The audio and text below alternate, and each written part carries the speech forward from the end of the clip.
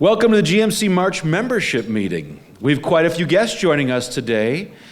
But actually, before I'm going to just actually say we should welcome Dr. Mike Lovell, right? Number two seed. Go Marquette. I'm already off script. But it's a good one to be off script for. We have quite a few guests joining us, including board members from Milwaukee Women, Inc. Here is a partner of the Mary Ellen Stanek Award for Diversity in Corporate Governance that we are announcing shortly. And I got permission from Mary Ellen. We're going to now refer to it as the Mimi. Did you win a Mimi? I think it sounds good. It's like in light of the Oscars, which I personally have a thing for. I'm a little happy about it. Really glad that Netflix didn't win last night. That was good. At least not the big one. Most of today's meeting will be focused on our city's fiscal health. This is a key area of attention as outlined in our new strategic plan. After more than a dozen iterations of the plan, we feel we have a framework to follow for how we address work in the future, and you'll hear that presented as it relates to fiscal strength today. But first, I'd like to share a few GMC initiative updates. GMC and the Hone Group, Mr. Abston, are recruiting another cohort of Forward 40, no one ever calls you Mr., do they, right? Yeah, once in a blue moon. Wisconsin's leadership succession, another cohort of Forward 48, Wisconsin's leadership succession plan. With nearly 300 alumni rallying around important civic issues, we need your help to continue recruiting and developing these leaders as we begin to pass the baton. Forward 48 ensures that the wealth of critical institutional knowledge in this room is shared and applied through inclusive leadership and civic innovation principles. This will drive the development of equitable, engaged, vibrant communities and workplaces. Consider nominating the top emerging leaders within your organization or becoming a faculty member to share your own stories that you would potentially otherwise carry into retirement, if not for this opportunity. Scale Up Milwaukee is set to kick off another cohort of Spark running March through May, working with Black, Hispanic, and women-owned businesses with revenue under $1 million. They're also hosting a 2-day operations boot camp later this week that will teach process mapping, KPI and data measurement, and process improvement. Also, don't forget to reserve your table for the GMC's 75th anniversary on April 21st at Discovery World. We have a rich history to celebrate and an exciting future ahead of us that you're all an important part of.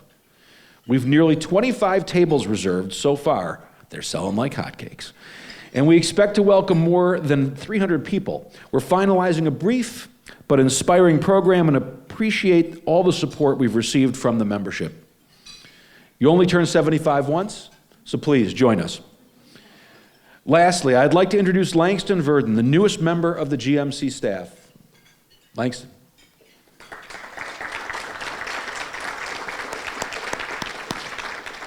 Langston was hired as the Director of Community Partnerships and Strategy, overseeing Milwaukee MKE United and the GMC's role as an effective collaborator within our community. Langston was previously the Director of Health Strategy for the City of Milwaukee and brings a wealth of experience in system change to the work. And now, I have the honor of introducing Mary Ellen Stanek to present the 10th annual Mimi, the Mary Ellen Stanek Award for Diversity in Corporate Governance. This award,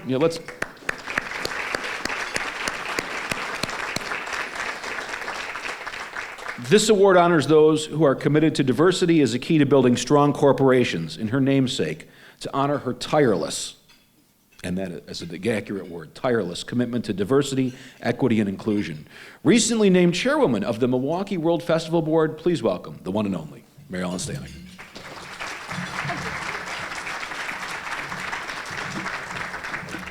Thank you, Greg, and it's truly an honor. For those of you who don't know, the Greater Milwaukee Committee, upon completion of your chairship, they do something that is personal to honor you. And so when I completed my service as chair of the GMC, I was surprised by the creation of this award in my honor. And for those who know what makes me tick, this was an incredible way to honor my service. And what's even more important is really to see what it's become and continue to honor the great work of others. Several years ago, I did not know one of the recipients personally, and when I met her as we were gathering, she said, "I gotta tell you, I am so excited you're still alive." And I chuckled, and I knew what she meant. She said, "Normally awards are, given in someone's name after the fact." So yes, I am still here. So in all seriousness, this is the 10th time we are doing this. It was a record number of submissions. I do not choose the recipients, but I'm thrilled with the outcomes. While we have much work to do on diversity, equity, inclusion, and belonging, the level of nominations and those who were moved to nominate is really encouraging, and particularly all the great work that's being done. I'm excited to announce today's recipients, and particularly to highlight their contributions for impacting diversity in corporate boards, in leadership, and throughout our community.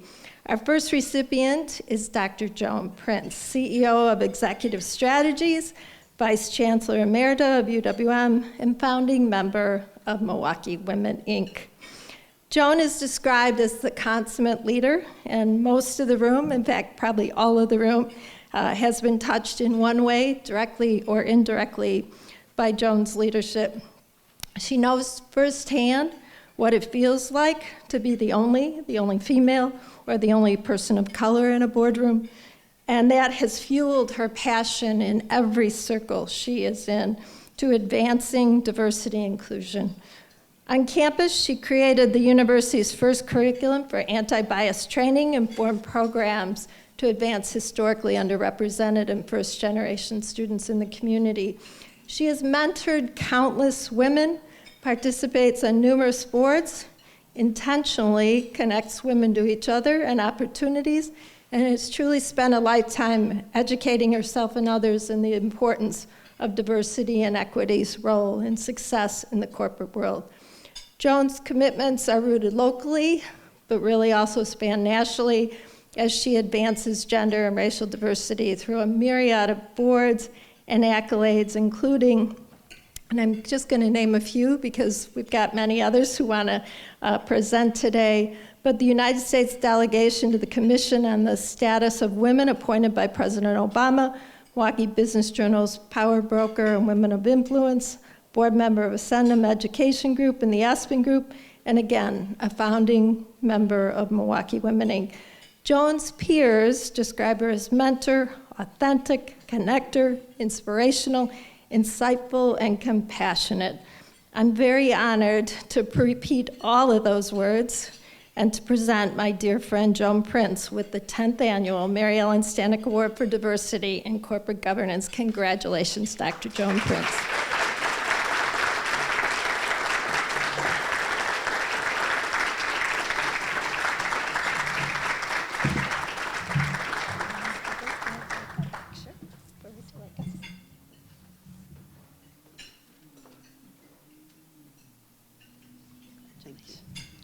Congratulations, Joan.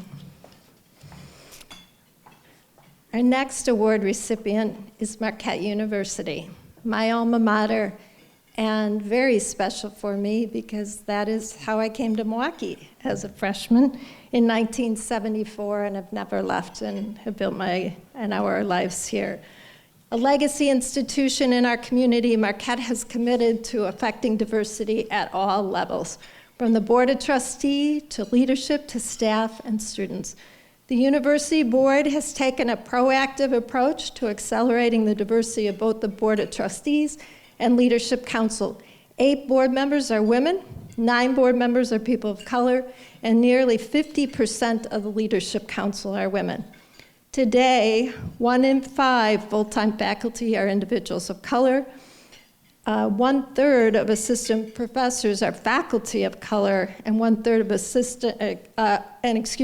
nearly 50% of faculty are women, the highest percentage in 10 years. Additionally, 44% of the tenure track faculty are women, the highest in Marquette's history. Marquette's culture of diversity has also provided opportunities for inclusion across campus, with efforts like Urban Scholars Program, the Student Success Initiative, and the institution's status as an emerging Hispanic serving institution. This intentionality and approach to diversity throughout the campus improves learning outcomes for students and in turn improves the outcomes for our entire community.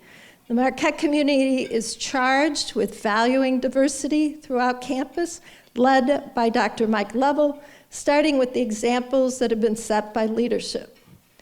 As the first female chair of the Board of Trustees at Marquette, I can attest to the intentionality of Marquette championing these efforts. Here to accept the award on behalf of Marquette University is President Mike Lovell.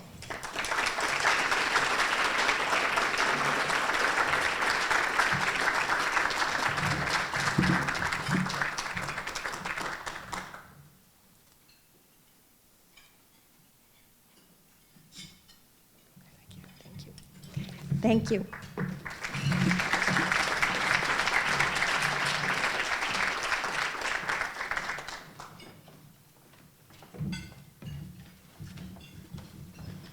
You know, there's days when it's a good day to be an alum of Marquette University, and there's days when it's a great day to be an alum of Marquette University.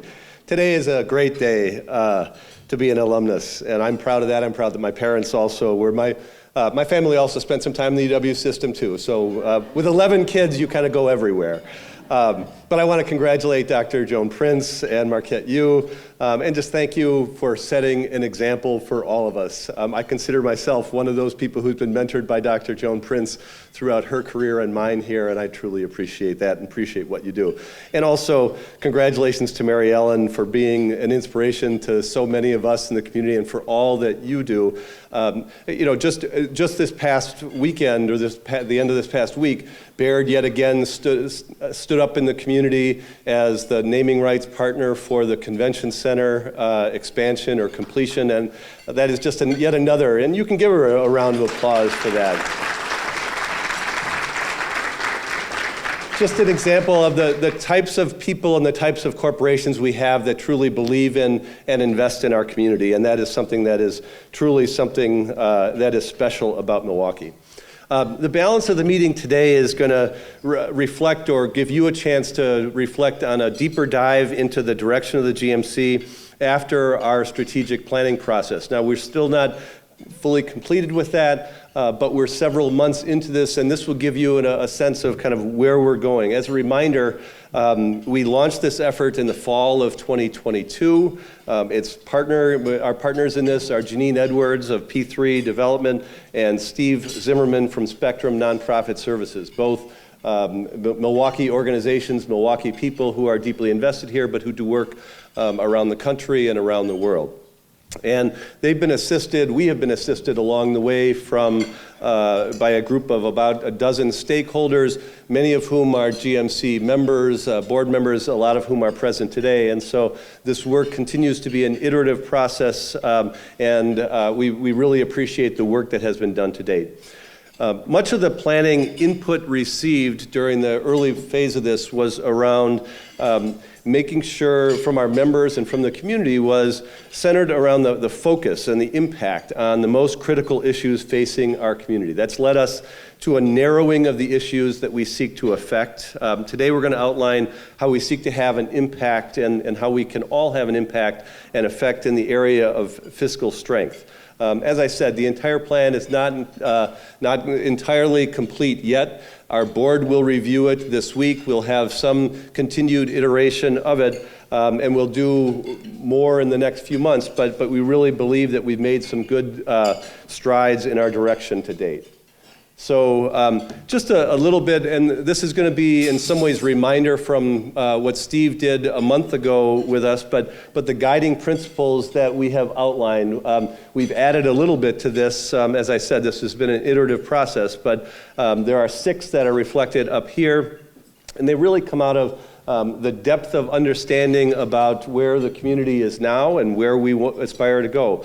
One of those up there you'll see is around engagement, and that is how do we make sure, and some of the discussion today and moving forward will be how do we properly engage you, the members. We're a group of only about 15 staff. It's probably as large as the GMC has ever been, but we rely on and we need partners, we need our members to be our voice in the community in order for us to be strong. You see other things up here along equity. Racial equity is certainly still one of the challenges in Milwaukee. We see that there are organizations, individuals who are making strides and making impact on that, but that is a burning issue that we all need to make sure is front and center in everything that we do. You'll see, again, other things on there around that we're amplifying efforts rather than duplicating them in what we do. We want to make sure that we are a good partner in whatever we're doing. On some things, we're going to be able to be out in the lead. On some things, we're going to be partners with others in the community. The one that's been added since the last time some of you saw this is around measurable results. We truly, as we're thinking about impact, as we're thinking about where we're going as an organization, we need to be about demonstrating that there are real results about what we're doing here in the community. Again, this is something that some of you may have seen before, but our efforts are really going to be around leaning into those strengths or focusing on the strengths that have been identified by our history and in the community. We have been, and the GMC has really, when it's been at his best, has been a convener, a collaborator, a connector. We need partners, as I said, to do everything that we're doing, and we need to lean into that as an organization. Milwaukee is truly blessed, and we have the opportunity to work with great organizations doing terrific work, but where we sometimes come up short in our community is finding that connective tissue between and among those. If there's an evolving vision, I think, that we have at the GMC and where we're moving forward, it's less about direct program delivery than it is around attracting resources, getting them into the hands of partner organizations that are already having success, helping those organizations get stronger, better, through support of them and through mutual accountability. All of this is with a focus on action in the most efficient and effective way possible. One area that we and you as our members have identified as needing our focus and immediate attention is around what we have termed fiscal strength. And today, my job is to define it for you a little bit, outline a few of the strategies we think we can employ, and then turn the microphone over to a couple of other presenters. You can see on this slide just a couple of aspects around the definition of fiscal strength. The first three are really around doing the basics. The mayor, the county executive would agree, I think, that that's a hugely important part of their role in city and county government. They also would probably agree that we're on the precipice of not being able to do those very fundamental things, both in the short term and the longer term, meeting those obligations. And so that's something that, again, I think that we want and need to make sure that we can do the basics. Numbers 4 and 5 are really around making the investments that can help us grow. The mayor has outlined, he has a vision, and we all have an aspiration of making sure that we can increase the population in our city and make it more of a thriving place for people who live here, people who come here from elsewhere. But in order to be able to make those investments, you need to be able to do those basics. The other thing that this reflects is it's not just about the public sector either. Making sure that you have a thriving, strong, fiscally strong community means that you also have private sector organizations that are strong, but also in the nonprofit sector, you have a framework and an opportunity for those organizations to be part of the solutions as well. I don't need to belabor the point too long because I think we've talked about it a lot here over the last year, certainly, but why fiscal strength is something that's important to our community, except to point out that there's a number of people in this room who are working on other very important issues in the community around education, around public safety, around infrastructure, and all of those things are made materially harder if the city and the county can't meet some of their basic obligations. We know that there are places in this community that have been disinvested over the last generation or more, the last couple of generations. Those are populated by Black and brown residents of our community. As we have more challenges around providing basic services in those parts of the community, the challenges that those community residents will bear will be even greater. So this is certainly also an issue that is centered on racial equity and one that we as a community need to come together to address. And we have an urgent imperative and an opportunity to address that. Under the framework that we've set for the GMC moving forward, we're going to invite members to be part of our efforts around fiscal strength with a shared goal that you can see on the next slide here.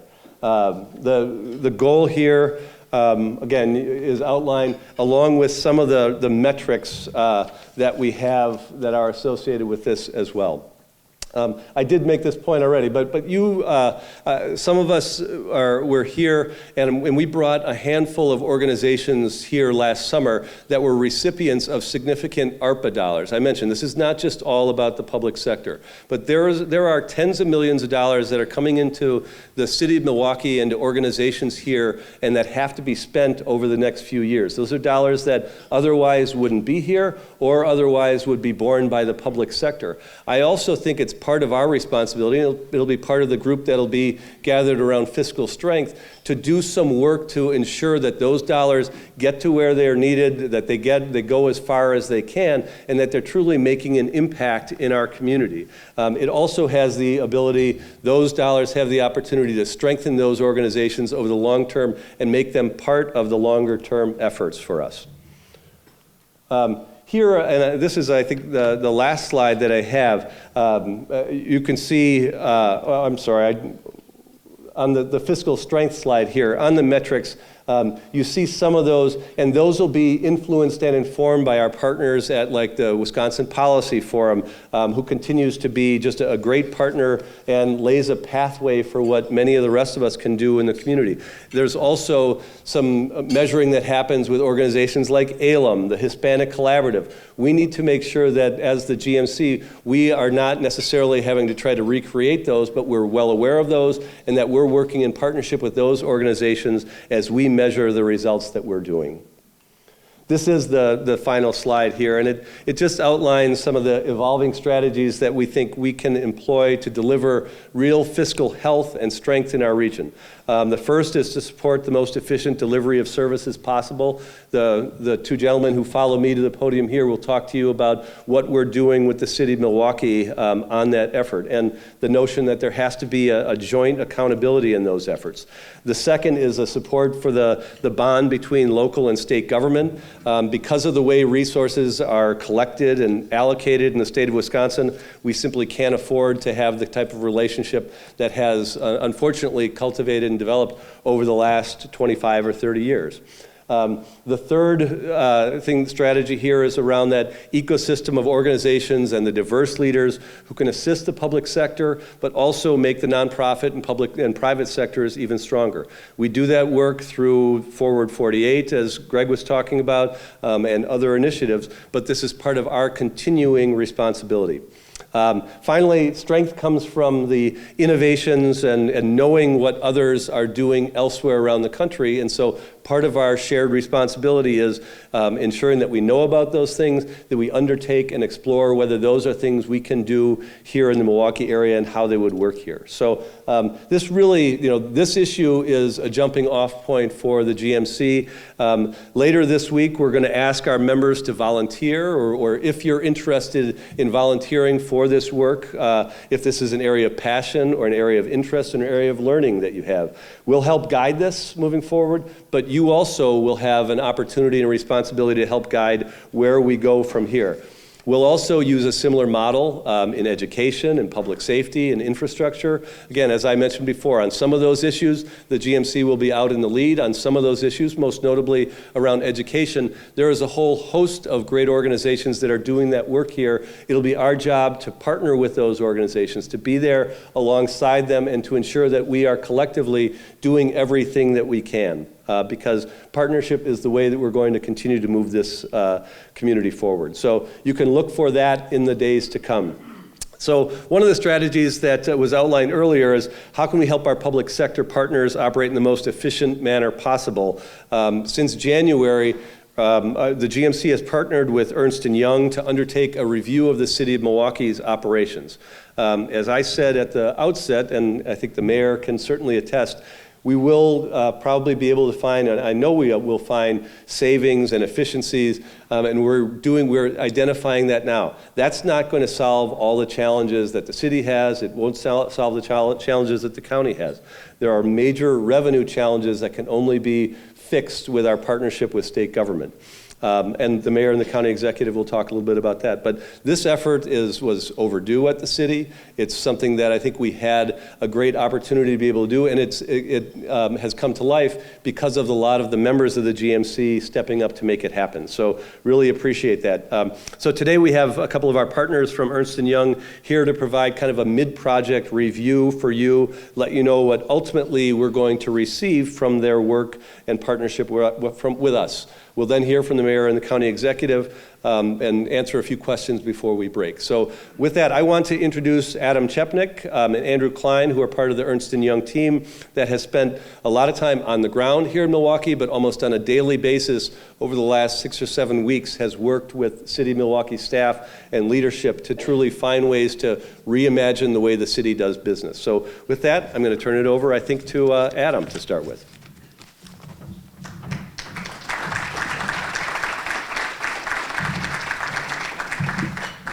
Okay, let us just get set up here for a moment.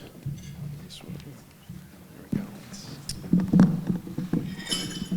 It's a true pleasure to be here with all of you today and to be partnered with the GMC in this effort. Joel, thank you for your leadership on everything we've been working through, and Mayor Johnson, thank you as well. Your team has been incredible. I'll tell you all, before we get into the details of all of the work product so far, one of the best compliments we've received in this process was from some city employees who told us they were thinking of retiring, but this effort has actually reinvigorated them and made them want to stay in city government longer to see the city's transformation through.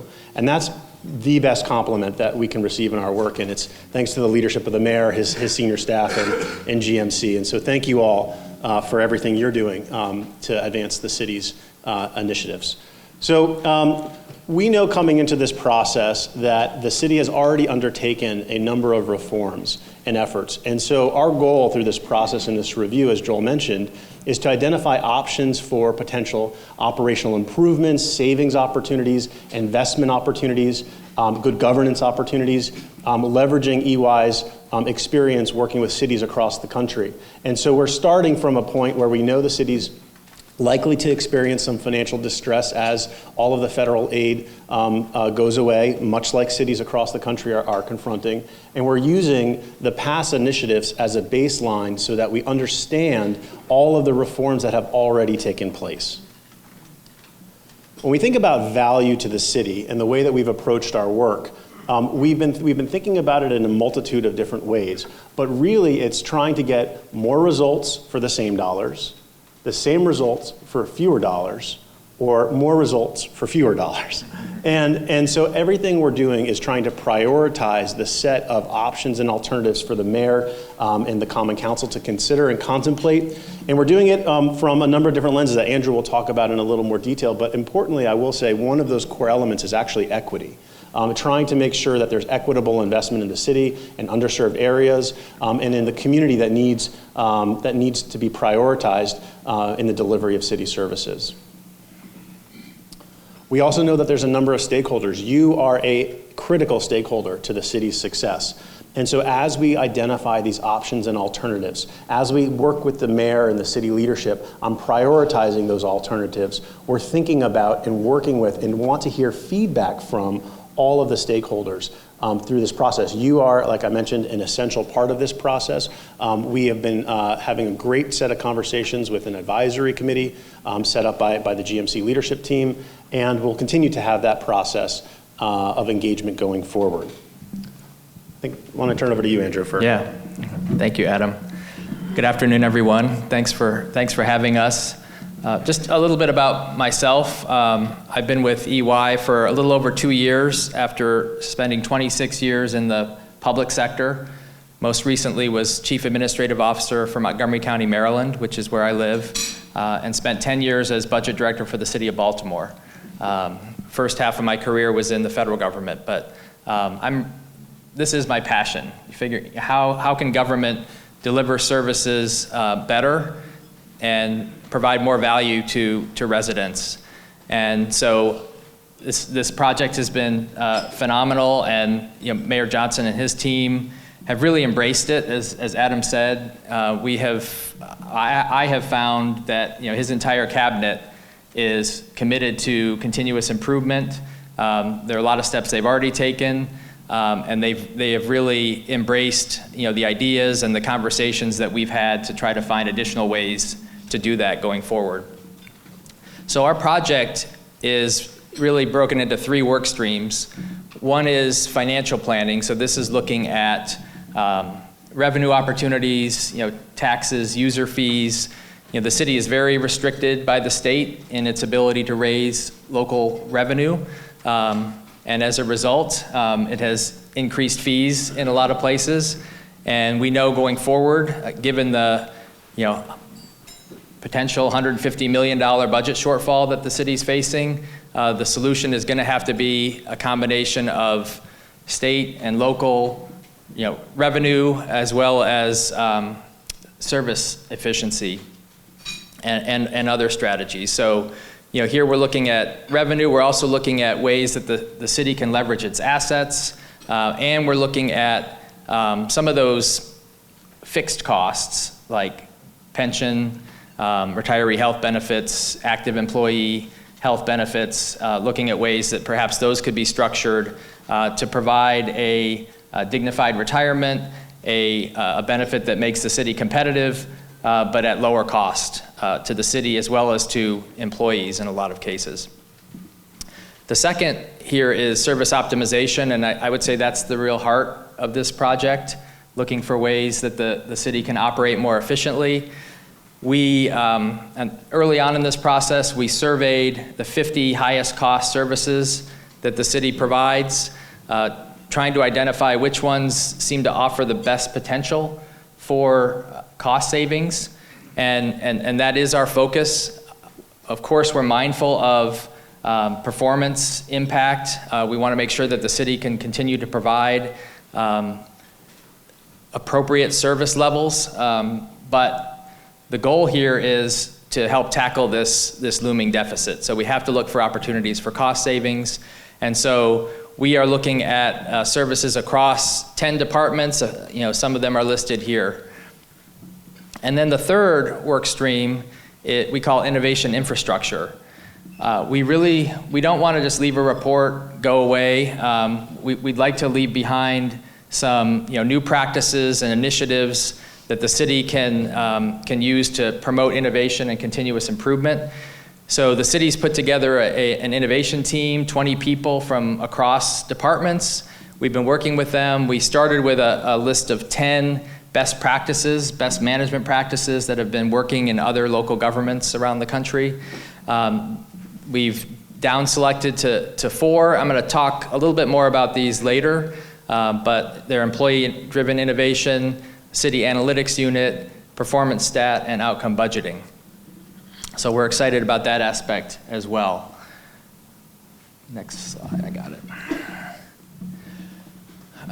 In our work, we are benchmarking Milwaukee against a set of peer cities that we selected in cooperation with the mayor and his staff, and you can see those here, mostly in the Northeast, Midwest, with the exception of Tucson. We thought we'd go a little further west to see what's going on over there. But this is a helpful way to, no matter what service you're talking about, the beauty of local government, in my experience, is that it is a true community. I think unlike the private sector, everyone's willing to share their good ideas with each other. And so we think it's critical to reach out.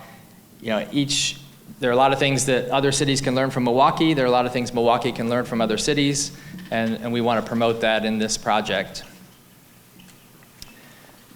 I know this is hard to read. This is Joel's favorite slide, so we included it. So this is very high-level benchmarking. This is using the Census Department has an annual survey of state and local governments. And so we took data from that survey, and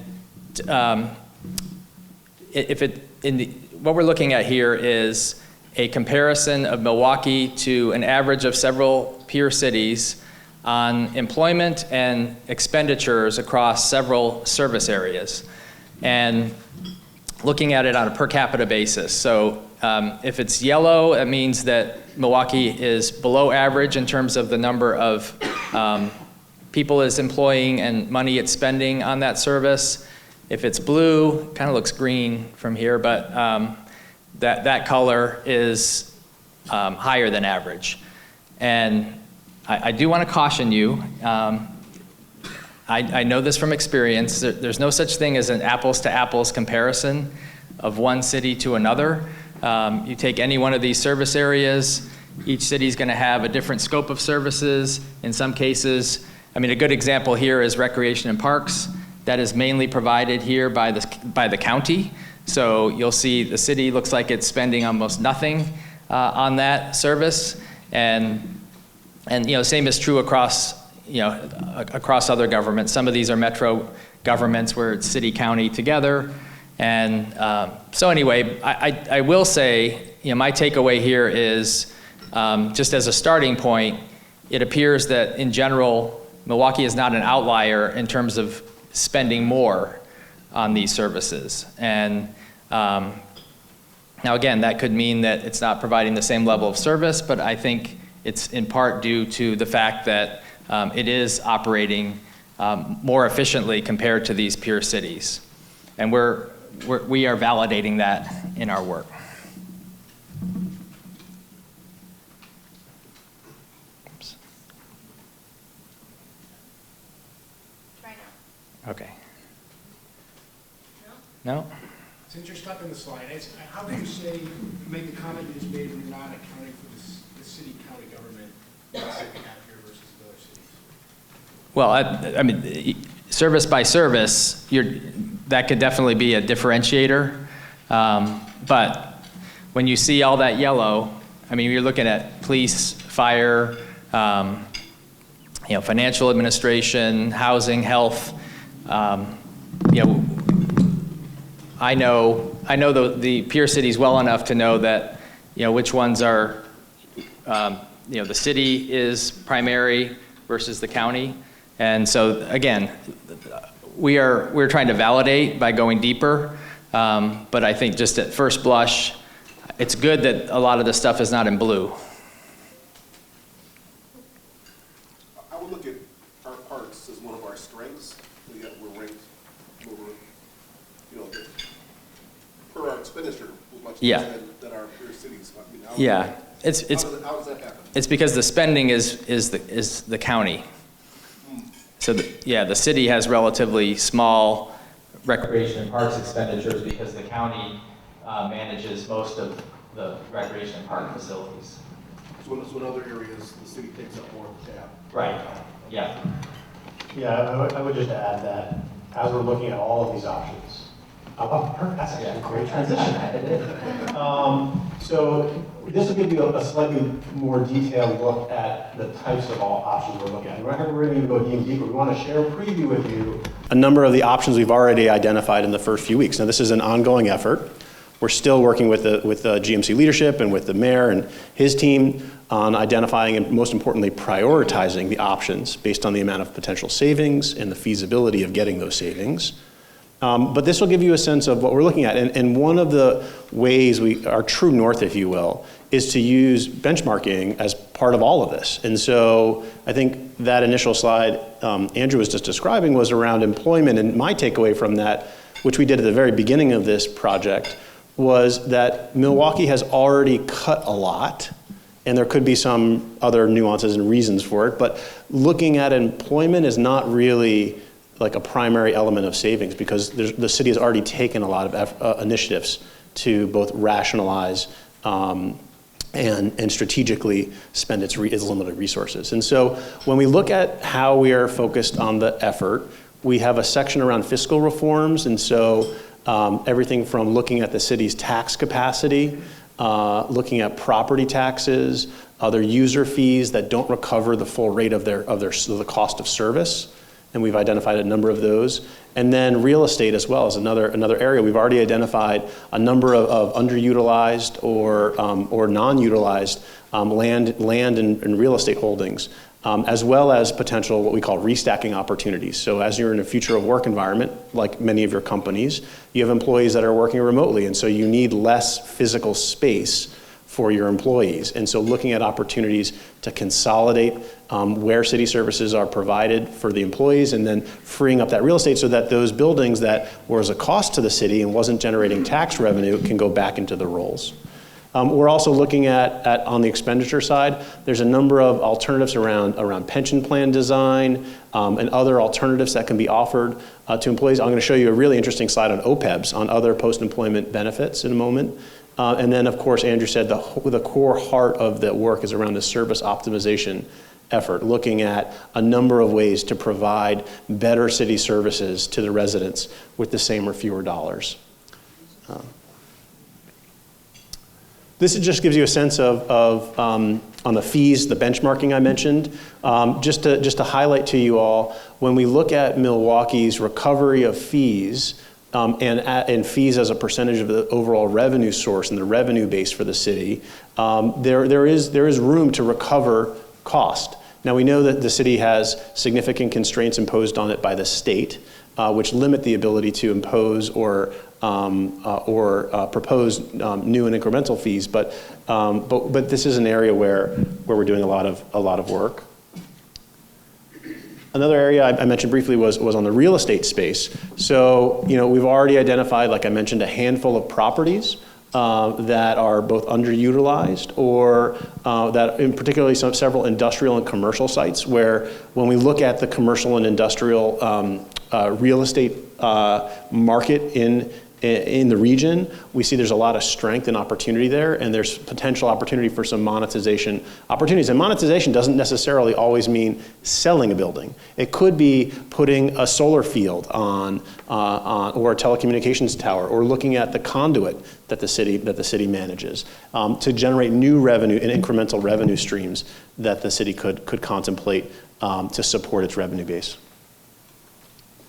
This was, I gave you a slight preview on this, but on the OPEB liability front, the city currently pays its other post-employment obligations on a pay-as-you-go basis.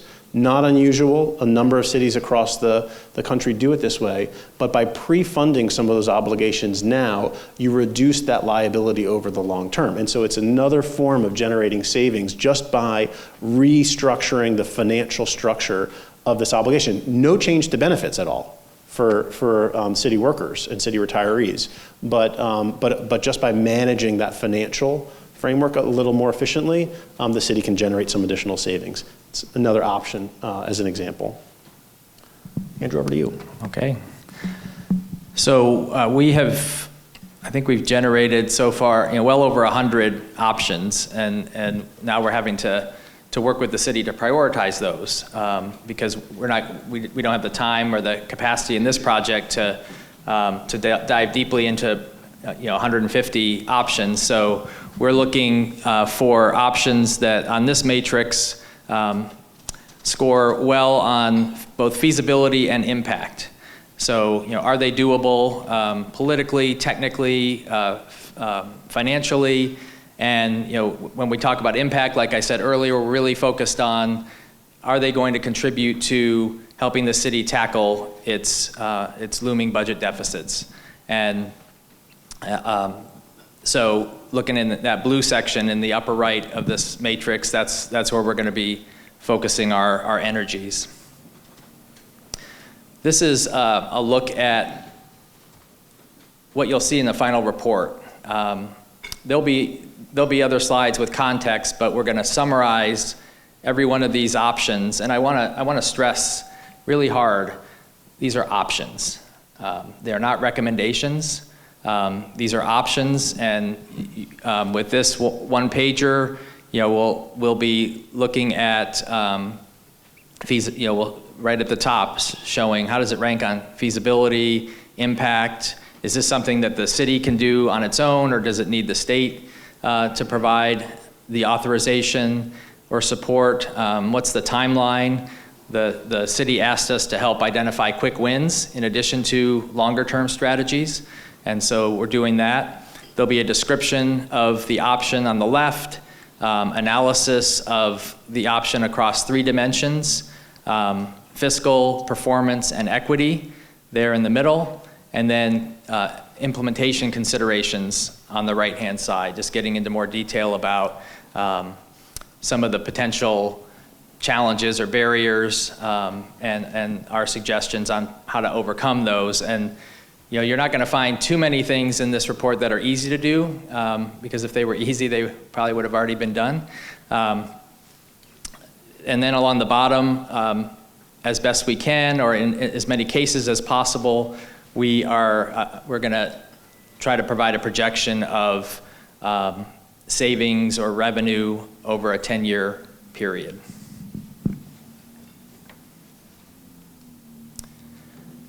And I wanted to just share some of the options that we're looking at. This is a small sample, but we're looking at options across several categories. Win-win benefit offerings. So the city has a high deductible health plan because the state makes the city have a high deductible health plan. But the folks who are running this plan are hostile toward it. And so as a result, only 17 employees are in this plan. We think there's a way to structure this plan so it's lower cost for the city and employees, paired with a health savings account. And again, this is totally optional for the employee, but it can be a savings for both the employee and the city, and it might be the right plan for some employees, particularly younger employees that we're all struggling to recruit into public service. Asset leveraging options. Adam mentioned, with the future of work, the way we're working now, we believe there are opportunities for the city to consolidate its office staff into fewer buildings, freeing up some buildings that could then be repurposed or even sold, and bring some revenue in. And on that point, the way I'm thinking about this project is we're looking for options that will provide long-term, multi-year operational savings. We're also looking for options that will provide one-time revenue that perhaps could be put into the pension fund, to lower the city's pension costs going forward. Shared services, fleet and recycling have both done some shared services with other jurisdictions. They think that there's potential to do more. We're even looking at the fact that those facilities are on riverfront property, and perhaps might make sense to move them somewhere else, make them state of the art, sell the riverfront property. So these are the kinds of things we're thinking about. Service efficiencies, we're looking at a lot of different things there. DPW and the Department of Neighborhood Services both have lots of inspectors. Those inspectors are sometimes in the same territory, and so there may be opportunities to cross-train them and gain efficiencies there. The health department uses telehealth, but could use it more to become more productive. In the area of cost recovery, Adam mentioned, we're looking at, the city's largest fees are around sanitation, snow and ice, street lighting, forestry. We're looking at how the city calculates the cost of those services. We think that they maybe are missing a few things and should be recovering more costs there to fully fund those services. And then revenue raisers, I mentioned, we're looking at various revenue options, and everything from municipal advertising to even, a number of cities have had success working with their large nonprofit organizations to make voluntary payments in lieu of taxes, and so that's something that I'm sure our university president may not like to hear, but it's Again, it's voluntary, but that's an arrangement. Boston, Baltimore, Providence, a number of cities have pursued that successfully. So again, we're looking at a lot of options. A number of them, I'm sure, will be controversial, but they are options, and others will make the decisions about whether and how to move forward on those. And this is only after a few weeks, so we're still in process in terms of identifying and prioritizing the options as we progress. Another thing we're doing is we're taking a deeper dive into a business process review on 5 services that we selected together with the city, and this was based on just the initial conversations we had and services where it seemed like there was potential for both cost savings and performance and customer service improvement. And so you can see, development center, this is where you go to get your plans reviewed, your permits, if you want to build something. Purchasing, that's more internal to city government, but you go to any city government anywhere and ask someone what they're frustrated about, and I'm sure that will be on the list. Trash collection, this would include looking at, have the routes been optimized? There are definitely some issues around bulk trash collection and making that a more streamlined process. Library circulation, and then street and sidewalk maintenance. So those are the 5 that we're taking a close look at. And this is our last slide. Just a little bit more about those innovation initiatives that we're working with the innovation team to really study and explore and ultimately give recommendations to the mayor. And you can see employee-driven innovation. So this is ways to train and incentivize employees to innovate, from their desk on out to their full department. City analytics unit. So a few cities have launched these, and often in cooperation with universities and colleges. And it's a way to really evaluate policy options. So whether it's the effectiveness of a new police training, or figuring out how can we better locate where rats are, or maybe looking at a new program to help homeless people become more self-sufficient. This is a way to pilot things, evaluate them in a really rigorous way, and decide, okay, should we invest more in this, or should we try something else? Performance stat, the mayor has his MAP program that he is launching, and we're working with the innovation team to just make sure that is going to be the best that it can be in terms of promoting learning and accountability around the performance of services, just day to day, as well as achieving the mayor's longer term outcomes for the city. And then finally, budgeting for outcomes. This is restructuring the budget process so that it's not just starting from what we spent last year, but looking ahead to what does the mayor want to achieve in the future, and how do we align our resources to those long-term goals. And with that, great. Let's just close by thanking you again, Mayor Johnson, for your leadership, your whole team's leadership, Joel, for you and the entire GMC. For your support through this effort. And I can't end without having a bit of a call to action for all of you as business leaders in the community. We know there's more to be done. We want to hear from you. We want you to be engaged and involved in this process.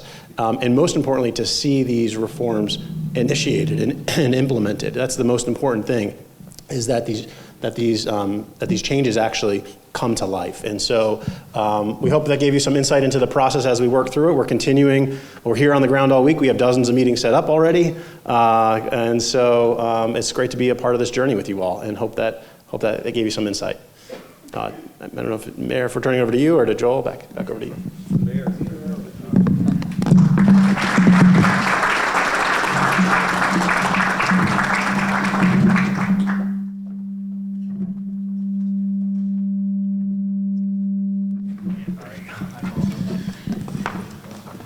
That's all right. Happens to me all the time. Well, good afternoon, everybody. First, I want to thank Adam and Andrew for their presentation on all the work that they're doing with my team over at the city. So thank you all for your work. But in addition to thanking them, I also want to thank not just Joel, but members of the GMC generally, because it's only because of the partnership that we all have together that they're able to embark on the work that EY is doing with the city. And I know I talk about partnerships all the time, but public-private partnerships like the ones that we've been able to embark on together is making this a possibility. So thank you all at the GMC for working with us and all of you over at Ernst & Young for doing the deep dive to help us find some further efficiencies within the city government, which I think are important. It's important to note, though, that even with the efficiencies that we're able to come up with whatever they recommend to me for adoption, and these will be included in the next year's budget, in 2024 budget. It'll help to inform our decisions. It's important to note that the savings that we get there will not be able to cover the budget hole that we have presently. It's $120 to $150 million. We're not going to be able to find that in savings all on its own. And so we'll need those additional partnerships with the state in order to make sure that we're able to put ourselves in a position to be able to provide the services that folks need. And I kind of break it out into a couple of different constituencies, whether you're my constituents in the city of Milwaukee proper, whether you're people who drive into the city of Milwaukee from the suburban communities, from WOW counties for work or for entertainment, for dining, what have you, whether you're one of the iconic businesses that has its headquarters in the city of Milwaukee and has employees who are there, or you're a tourist, you're a visitor who comes to the city of Milwaukee as part of the three-legged stool of Wisconsin's economy: agriculture, manufacturing, and tourism. And folks here ought to know that a whole quarter of tourism in the state of Wisconsin interfaces with us right here in Milwaukee. We are the driver. We're what pulls people in. We're the front door to tourism in this state. So whether you fit into any one of those categories, it's important for us to be able to provide quality city services, and that's exactly what we're trying to do. But without this efficiency and without partnership from the state, we're not going to be able to close the gap to be able to provide those services that everybody depends on. And if you look back at what's happened in the past, the city has embarked on a number of reforms. We're not doing this simply because folks in Madison have asked us to do it. We're doing it because it's the right thing to do for the city. And if the city had not reformed over the course of the past 20 years or so, the lights wouldn't be on in City Hall right now. And so we've done a number of things to reform. And I think I've talked to many folks in this room about those things over time, including having our employees pay more into their pension, having our employees pay more for their health care, actually not giving our employees raises, which over the course of the past number of years has been challenging, and today makes it even more difficult for us. Usually, I would give a joke that because we haven't paid folks enough, they end up leaving the city government and going to work for a county executive because they pay more.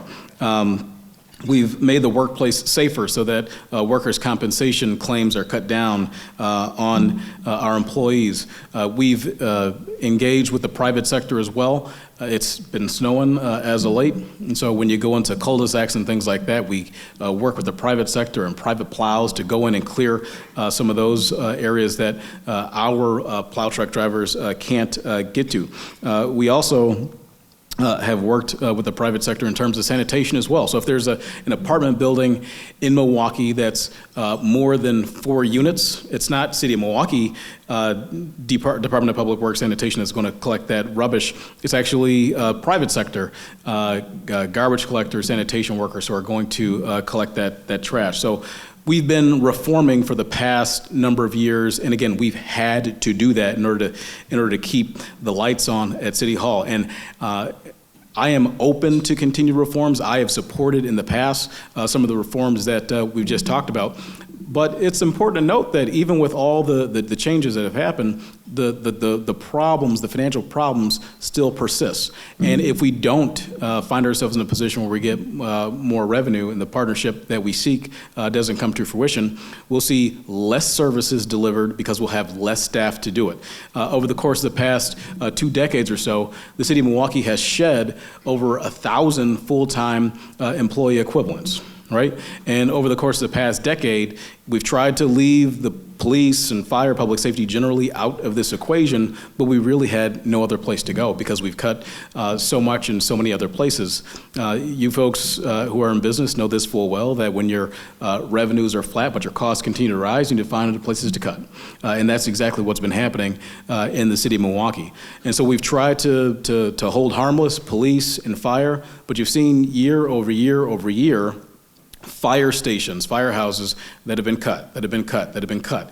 And year over year over year, police being lost to attrition every single year. And I don't want to see that continue to happen. I want to be in a position where we're able to add more police officers and keep the line with the amount of public safety that we're able to offer in the city. But really, right now, we don't have more places to cut. So that's important. And it's also important to note, because as I've shared with some folks in this room too, each and every single year, I get people who come to me, whether it's to me personally, whether it's to meetings at City Hall, whether it's in public forums or whatnot, and they've got a huge ask. They've got a huge ask to cut $75 million from the police department, basically obliterating the Milwaukee Police Department. And that's a no-go with me. It's not going to happen under my administration. I'm not going to allow for that. But those forces are out there, and they're loud, and they get into the ear of other leaders in City Hall, and I think that becomes dangerous. So you have those things compounded with the fact that we don't have the revenues that we need to because of the shared revenue program not being what it is, and Milwaukee not being in a position to have a sales tax like virtually every other major city in America, then you get to the position that we're in right now. So there's a lot of work that's been going on, not just with EY over the course of the past several weeks and months, but there's been a lot of work happening in Madison too. I spend a lot of time in the Capitol. The county exec spends a lot of time in the Capitol as well, working with legislative leaders, working with the governor as well. And there's some good news in that it seems that for the first time in decades, literally decades, folks seem to be singing off the same sheet of music, that we're headed in the right direction. Folks, even in the most challenging conversations that I have with legislators outstate, everybody seems to understand, grasp, get the concept that we cannot let Milwaukee fail, because Milwaukee is so integral and so important to the state's economy, right? And so that gives me a lot of hope. It gives me a lot of optimism about where we are and where we're going and what I believe we'll be able to accomplish for the first time in nearly 30 years. As I was discussing with staff just this morning, we're the closest we've been in so many decades to getting something done, but we're also the closest we've ever been in decades to the whole thing falling apart. So it's really an inflection point for us at the city, like it is for so many other units of government across the state of Wisconsin, because I talked to mayors across the state, including for county governments as well. So this is what my ask would be here, and I know Joe will touch base on this too, is for each of you to be engaged. I'm at the Capitol probably once a week. Some weeks it's two. And so we do a lot of meetings with legislators and the executive branch trying to push this forward so that we're in a position to get the revenues that we need to support public services in Milwaukee. But it's got to be more than just the voices of the elected officials. It's got to be more than just the mayor, more than just the county executive who are out there speaking. We need the business community to rise up and say these services are important to us too, to the investments that we've made, to our employees who utilize these services as well. So be engaged in this process. Help us out to push this across the finish line. We're so close to getting there, and your help could make all the difference. So thank you. And with that, I'd like to introduce my partner in these sort of activities. We worked tirelessly together, traveling the state, from the North Woods to Madison and everywhere in between, County Executive David Crowley.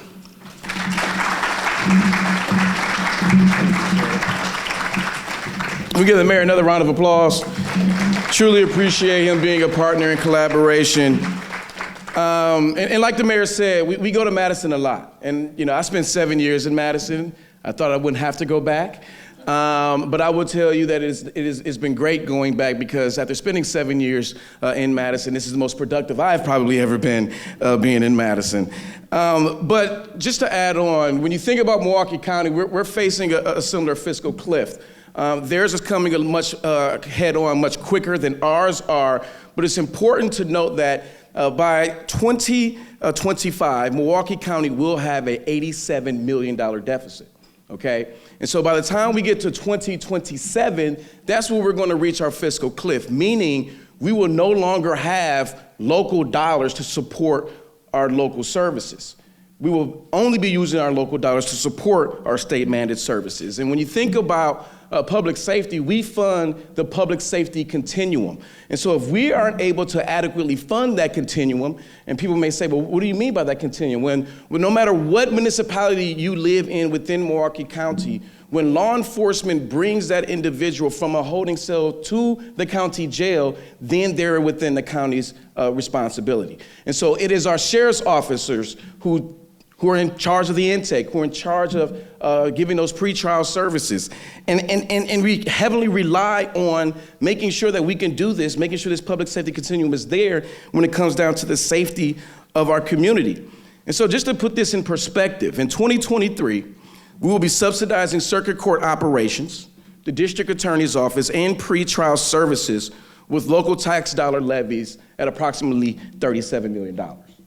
This year alone. But overall, we've budgeted $135 million in local levy to support mandated services. And those mandated services includes our sheriffs, right? And that's a $50.6 million budget.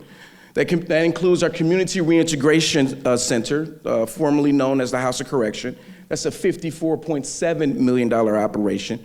Youth detention, that's $18 million. $18 million. And that particular cost continues to increase. And then we have the medical examiners, just over $2 million, and emergency management, which is close to $10 million. And so we're not even talking about, as the mayor talked about, we have the opportunity to sometimes take some of the employees. It's becoming much more difficult for us to retain our employees. So when you think about the public safety continuum, particularly for our jails and our CRC, it has been difficult for us just to maintain an adequate staffing level, not just to keep our residents safe, but to keep our employees safe. And that's after we instituted a $3 increase in their base pay just last year. And so when you think about it, CRC, we are talking about folks who have been convicted of a misdemeanor. This is post-sentence, and sometimes we may actually bring in individuals for pretrial services, and state law gives us the ability to do that. But because of the caseload, because of the amount of people who have been coming into our doors, our Community Reintegration Center cannot keep up with the pretrial services to where we've had to limit the amount of individuals who come from the Milwaukee County Jail into the CRC just for pretrial services. Nor are our folks actually trained for that type of capacity. When you think about having pretrial felons in pods, making sure that we keep everybody safe. And so this additional funding particularly is needed because the public safety continuum needs it, okay? People always think about law enforcement, but we also want to make sure that when individuals come into our care through the criminal justice system, that we have the ability to put them right back into the community and ultimately give them the services that they need so they can reintegrate into society and become a productive member of the public as well as to their families.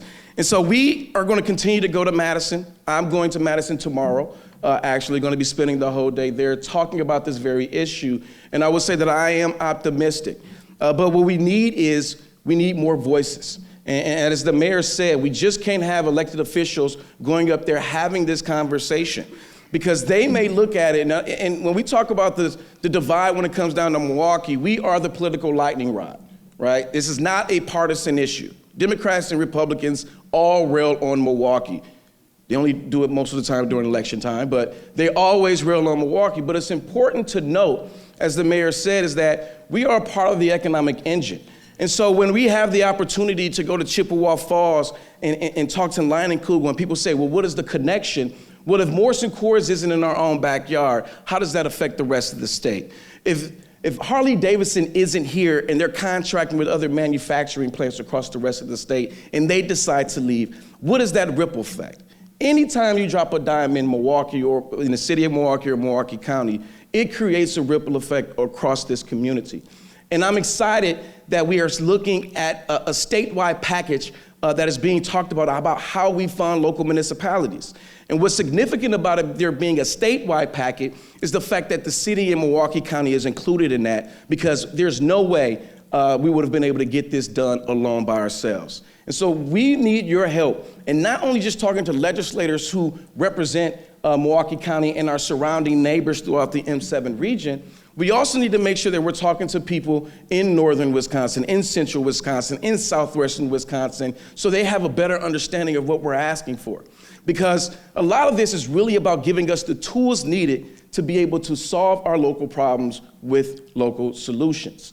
And so if we have the ability, for example, to leverage a local option sales tax, that only not gives us the ability to keep that money here and make those investments, but it also allows those communities in other places not to see their shared revenue being reduced in some type of capacity. So this is a win-win situation for all of us. And I'm going to end with this, because I know everybody hears about the reforms, and the mayor touched on this. There has been many reforms that have taken place also within county government, whether we're talking about more contributions into the pension program, more contributions into the health care program, reducing the amount of benefits that we probably give, because Milwaukee County used to be that player where everybody used to want to work for us, but we're not in that position anymore. And so the biggest reform that we can really bring to the table is pension reform. And for Milwaukee County, that is a $3 billion reform that gives us the ability to invest back into our own community, but more importantly, invest back into our employees, because we'll be able to actually make sure that we're compensating them to actually deliver the services that we absolutely need to deliver for some of our most vulnerable residents. And so I can continue to go on and on, but I know we are well over time. But I do want to make sure I say thank you to everyone who has been a part of this discussion from the very beginning. And it is nice to see, I would say, because St. Patrick's Day is coming up, to see the pot of gold at the end of the rainbow right now. But it's going to take all of us continuously locking arms, talking about this issue and why it's so deeply important. And with that, I'm going to allow for folks to ask questions. And I know they may not be all for me, so I know Andrew and Adam, you may need to get ready because you have all the fancy graphs. So thank you for this opportunity, and thank you for being here.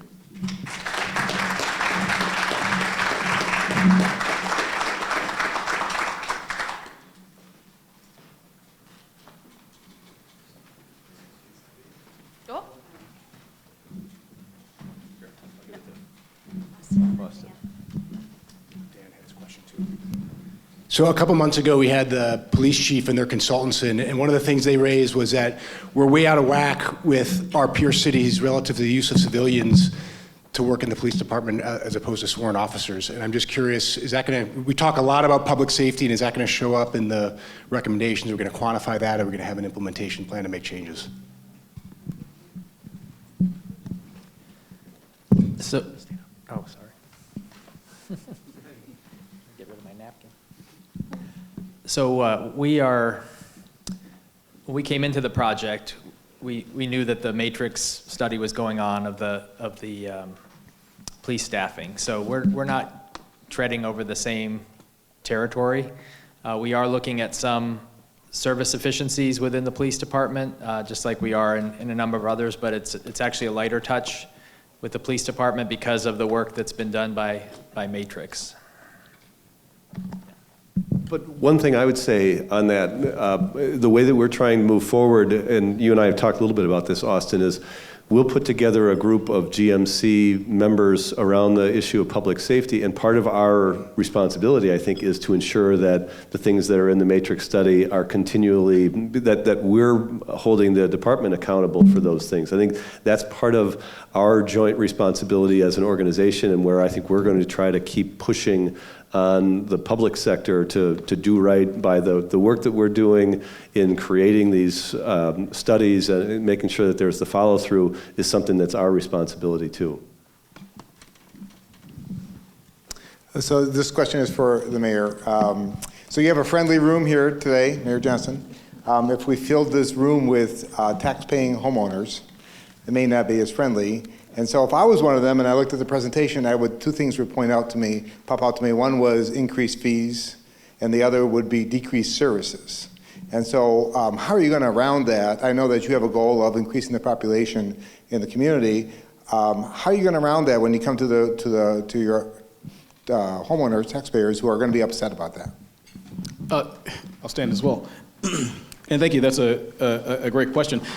Look, the more revenue that we have at our disposal, the more opportunity that we have to utilize other funds and not simply jack up fees. The reason that we're in that position right now is because we're so constricted in our ability to raise revenue.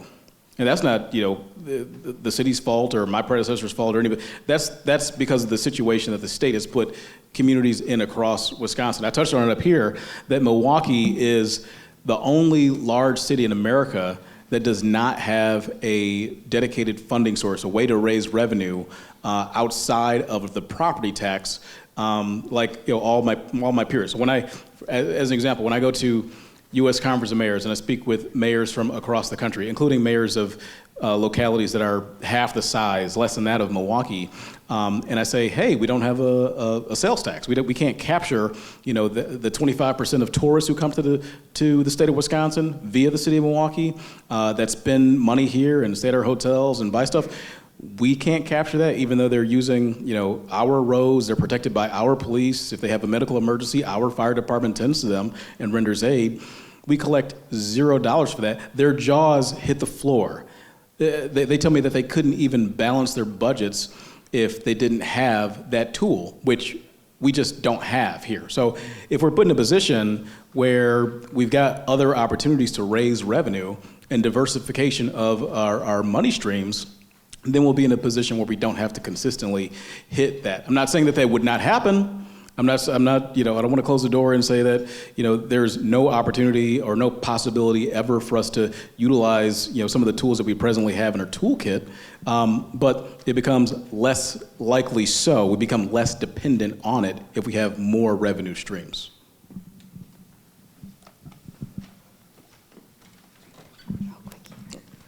This question's for the mayor as well. Is it possible, as part of this process, there'd be recommendations for the decision-making process? An example would be the efficient leveraging of capital, real estate. Is it realistic for an existing department to make all of those decisions? The innovative ideas of what to do with the real estate, pushing that all the way through to final conclusion? Is it possible there may be recommendations as to how we might expedite some of those decisions? Well, that's the beauty of this process, is that they're coming up with recommendations that we'll then be able to dig into and find out the feasibility of them. So these are all ideas. I haven't even seen the total list of ideas just yet, but that's the purpose of the exercise, is to find opportunities, to find ways for us to be able to generate money on an annual basis and potentially put us in a position to have one-time money that we could use for one-time purposes as well. And find ways to expedite those most impactful through the system. Correct. Yep. Super.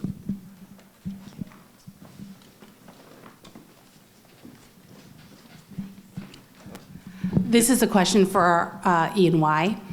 Going through and I'm sorry I missed the meeting last week, but going through the presentation, the use of technology either as a revenue driver or shared asset didn't really jump out at me. Have we had the opportunity to do a deeper dive on where some very expensive technology sharing as well as use for leverage exists? And I say that because we just kicked off last month the digital transformation project with the county, and we're seeing so many ripe opportunities to share services or expensive licenses.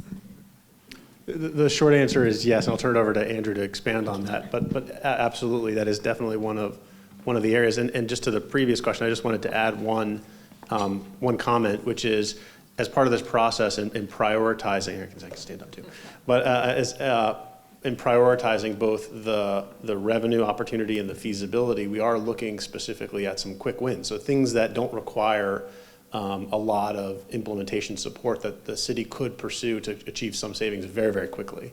And that's definitely going to be a core part of the effort. Andrew, talk about technology. Yep. So I talked about those 5 services where we're doing a deeper dive on business process improvement. And we have a team at EY that specializes in, mapping out these processes and particularly looking at opportunities to use automation.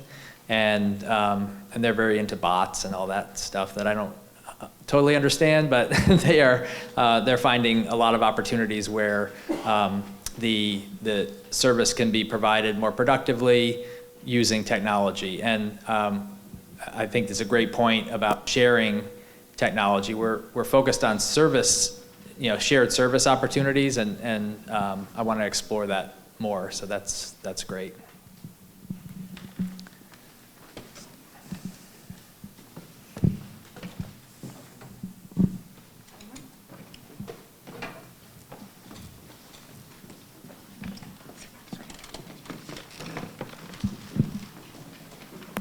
Sorry, I'm here late, but I was just wondering as I listened to this, we've talked about engaging the state legislatures and the city, but do we need to somehow do something with the public at large, with public relations to try to get the public behind this? Because, I don't know if that's possible, but it seems to me that that's an important stakeholder that we're not necessarily addressing with. And maybe, I'm not talking about the mayor and the county executive, but maybe some of the people in this room, or maybe having some sort of PR campaign to try to get the public behind this effort as much as we can. So to answer that, I was loud, I'm sorry. So to answer that question, I would say that yes, we do have to find ways to get the public engaged. I think at this moment, we're trying to figure out, we've identified the ingredients of the soup, but we haven't made the soup yet. And so I think right now we're going to constantly continue to go back and forth because we don't know what to engage the public on just quite yet because there hasn't been a bill. But I would tell you it's going to take all of us really in this room in making sure that we continue to have these conversations. I mean, there's a possibility where they can make us go to referendum. There's a possibility where they can just impose this on us. And so we're going to wait to see what the piece of legislation looks like and see what we can do moving forward to engage the community.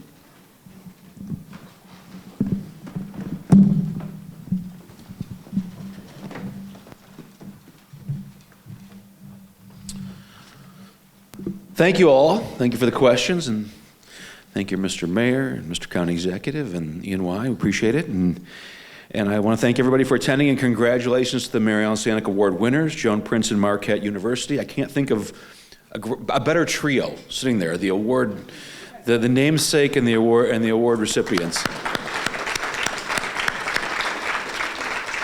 They all exemplify what is best about our community.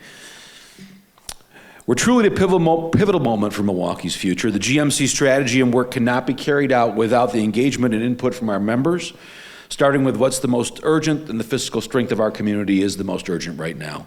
While the operational review is offering some opportunities for stability, there are many areas in which our members can create action to advance the work through other methods. We implore you to continue to be engaged with the GMC and this new strategy to address the big issues of Greater Milwaukee. Now is the time to act together. The meeting's adjourned. Thank you.